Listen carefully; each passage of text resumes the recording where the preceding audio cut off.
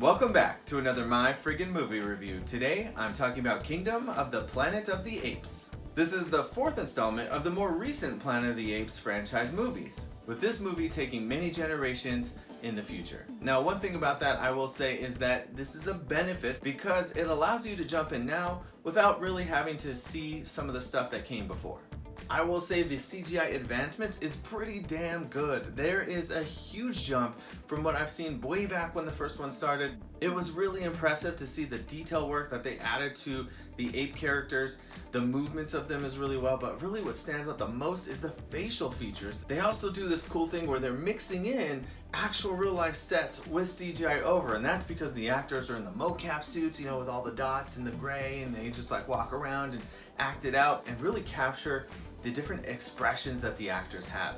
Speaking of actors, Owen Teague, Lydia Peckham, Kevin Durand, and a whole bunch of others actually do really good voice work. There's really good discussions about really who is at fault. Is there truly a bad guy or not?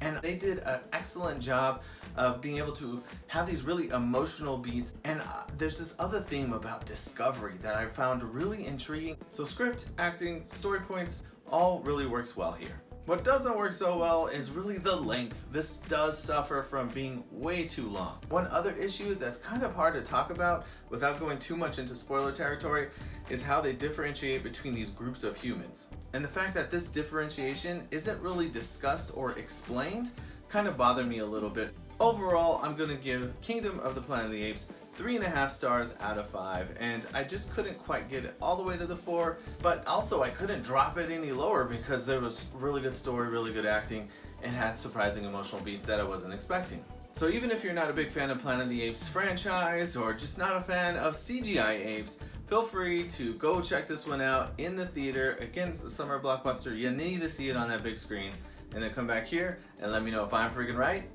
or I'm friggin' wrong.